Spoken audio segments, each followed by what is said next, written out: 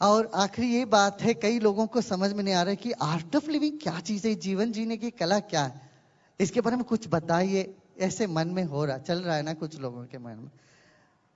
जीवन जीने की कला 5 तत्व है, इसमें 5 बातें हैं, सिर्फ 5 बातें।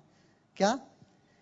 जीवन में सुख आएगा, दुख आता है, सुख आता है। सुख दुख में मन को संभालना, समता में बनाए रखना सबसे पहला पाठ है, पहला तत्व है। ये जरूरी है कि नहीं, बताओ? जरूरी है। अपने मन को संभालना है ना, सुख में चाहे दुख में मन को संभाल के रखना सबसे पहला। विरोधात्मक चीजें होती है, कभी हार कभी जीत, कभी लाभ कभी नुकसान, कभी खुशी कभी गम, ये आते हैं चले जाते हैं।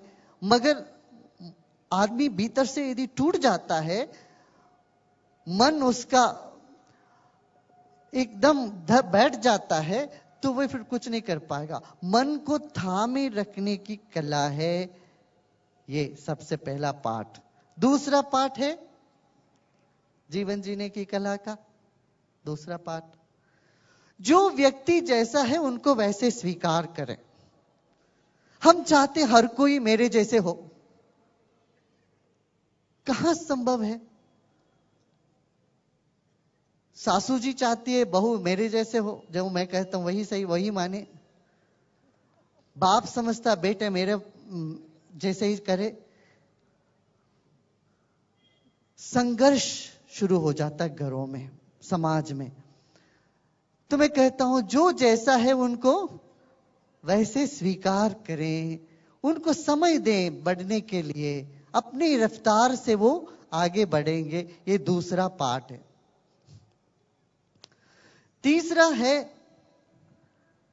ये चिंता न करे दूसरे व्यक्ति तुम्हारे बारे में क्या सोच रहे हैं।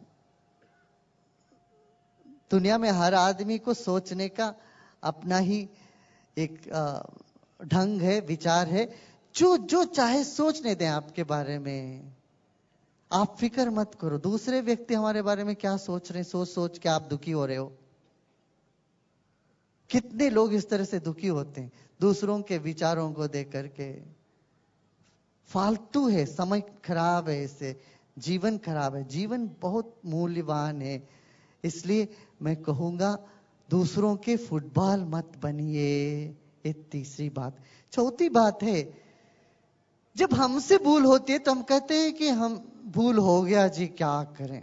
पर कोई और करता हो तो हम कहते हैं इसने तो जानबूझ के करी। किसी और के भूलों पर हम समझते हैं इसने जानबूझ के करी। सो न करिए, क्षमा करें। ये ना सोचे दूसरा के हमसे माफी मांगे तब माफ करूंगा। मांगे ना मांगे, अपनी तरफ से सबको माफ कर दो कि आपका मन खाली हो जाएगा, आप खुश रह पाओगे, आप हल्का महसूस करोगे। नहीं तो जिसके ऊपर नफरत है वो दिन रात आपका मगज खाता रहेगा, वो व्यक्ति बैठ के, तुम वैसे हो जाओगे उनके जैसे। इसलिए मैं कहता हूं क्षमा कर दो, माफ कर दो। कोई माफी मांगे बिना भी माफ कर दो, तुम कम से कम अपने मन को बचा लेना। क्षमा ये बहुत बड़ी चीज है, बहुत मुख्य चीज है। जीवन में हमें सुखी रहना हो तो एक क्षमा हमारे जीवन में लानी पड़ेगी हमें। हा? अष्टावक्र महर्षि यही कहते हैं, भाई तुम्हें मुक्ति चाहिए तो दया, क्षमा, आर्जव, सरलता, इसको तुम अमृत जैसे मान के जीवन में बना लो। आप अभी कर सकते हो क्या? देखिए आज तक जिन जिन के तरफ तो आपकी नफरत है, कुछ है, द्वेष है, एक ही मिनट लगता है उसमें। 1 मिनट सोचो, चलो मैं माफ कर दिया सबको। कर सकते हो? कह सकते हो? कितने लोग कह सकते हो? हाथ उठाना, हाथ उठाओ, देखो हाथ उठाओ भाई। देखो कितना हम खुश हो जाते हैं, मन प्रसन्न हो जाता है। अच्छा आपको लगता है मुश्किल है माफ करना, मैं एक और उपाय करूंगा। जब गुरुजी आपके शहर में आते हैं, आपका फर्ज क्या बनता है? दक्षिणा देने की फर्ज बनता है नहीं क्या? जब एक गुरु जी अपने घर में गांव में आते हैं तो हमारा कर्तव्य क्या होता है? गुरु को दक्षिणा देते हैं। मैं दक्षिणा के रूप में आपसे 2 चीज मांगूंगा। एक तो जिससे आपको नफरत है वो नफरत मुझे दक्षिणा में दे देना, उनको जाके मिठाई बांट देना। और दूसरी बात, आपके मन में कोई चिंता सता रहा हो, वो चिंता को भी आप मुझे दक्षिणा के रूप में दे दो। अपनी चिंता मुझे दे दो। यही 2 दक्षिणा मुझे चाहिए। आप मुस्कुराते मुस्कुराते रहो, जीवन में आगे बढ़ो, सेवा के काम में लगो, सबकी सेवा करो। वही ईश्वर पूजा है।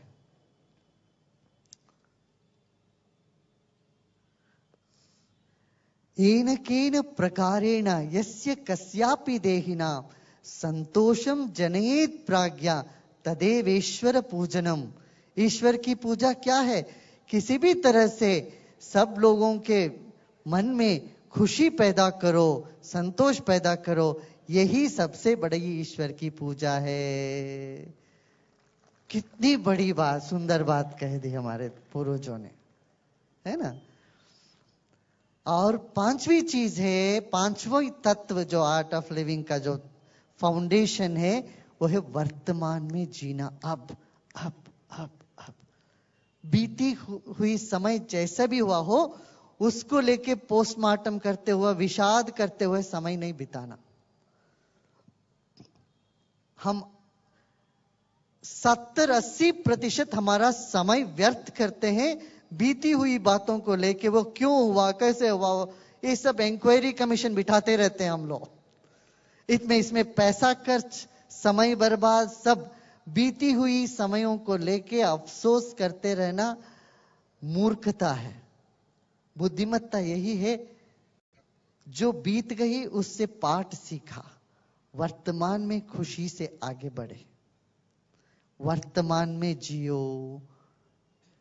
ये जीवन जीने की कला है। अच्छा, आप ये कहोगे गुरुजी ये सब सुनने में अच्छा है, जीवन में उतरना मुश्किल लगता है।